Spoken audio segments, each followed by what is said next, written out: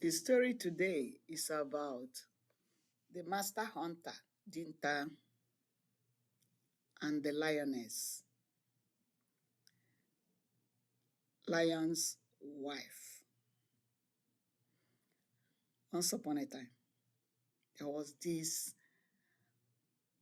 big hunter, chief hunter, hunting and winning and coming into the village and bringing food, bringing meat. One day he went hunting and saw a lion with the two cubs and then killed that lion and the cubs, carried the lion and the cubs back home, and the whole village celebrated. The king gave him titles, and he was the talk of the village. Lioness came back, saw the lioness saw the Dinta, or the master hunter, kill the husband and the cub, but hid from view. So she planned her revenge. She turned into a very beautiful lady and came to the hunter's village.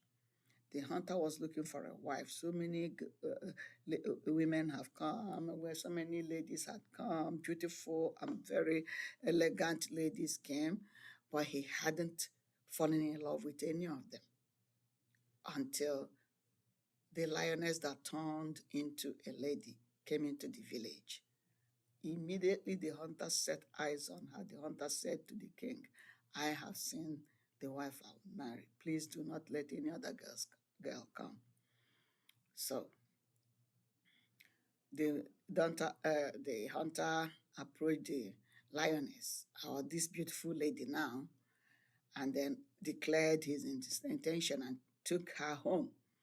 The lady said they would go to her parents the next day because she came from a very far village. They needed to go for him to talk to the father the next day. So, but she stayed with the hunter. The moment they entered the house, the hunter had three dogs and they started barking ferociously, trying to attack the lady. The hunter chased the dog away, brought the lady inside, and then night came. They finished eating. They went to bed. In the middle of the night, this lady turned into a lioness to kill the hunter. The dogs woke up and started causing a ruckus, making noise, screaming, shouting, barking. The hunter woke up. The woman turned into a beautiful lady lying and sleeping by his side. And then they turned and said to the Dinta, oh, these your dogs are not letting me sleep. Can you take them out of the house? Dinta got up, the hunter, took the dogs, went outside the door, locked the door, left them outside, went back to sleep. The lioness got up again to try to kill him. The dogs were at the window shouting and screaming and barking and barking. Dinta got up again, took the dogs, went to the outskirts of the village, tied the rope on them, put a leash on them, tied the rope on the tree, and went back home. The moment he left, they all broke the rope and started following him. When he got home, he went, but he didn't see them. They were hiding in the bush following him. So he went into the house, locked his door, went back to sleep. The lioness got up again, tried to kill him. The dogs started barking and barking and barking. The master hunter was angry. He got up again, took these dogs, didn't know what to do. He kept taking them out further and further away. Each time he left them, they would break the leash and follow him again. They kept doing this until it was daybreak. And the lioness couldn't accomplish her mission. The lioness then said, now take me to my parents so that you can go and convince my father that you wanted to marry me. That way, then we can be married. I know your people have accepted me, but my people have to also accept you. The, uh, Dinta got ready. That's the master hunter. Got himself ready, called three of his friends, and told them to go with him.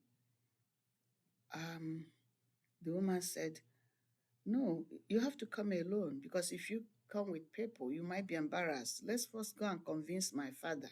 Then your people, you can go home and get your people. And then they will come. It will be like something that has already been agreed." The master hunter, Dinta, agreed and said that it was a good idea. Then he put his bag on his shoulder, put his gun on his shoulder, and came out. And the woman said, "Why are you carrying your gun? Are you going for a fight or are you going to plead for somebody's hand in marriage?" So he put down his gun and they left. When they got to the middle of the forest, the woman turned into a lioness. And then this master hunter, Dinta, screamed and ran on top of a tree, the very big tree, up to the climb to the topmost part of the tree. The lioness sat on the tree, sat under the tree, waiting for him to come down. Dinta asked the master hunter, "Why do you want to kill me? What did I do to you?"